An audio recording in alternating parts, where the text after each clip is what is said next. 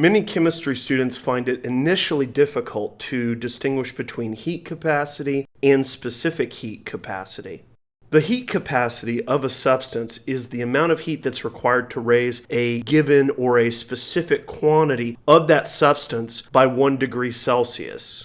Heat capacity is an extensive property, so again, that just means that you're dealing with a given amount of a particular substance. Versus the specific heat capacity. The specific heat capacity of a substance is the amount of heat that's actually required to raise 1 gram of that substance by 1 degree Celsius.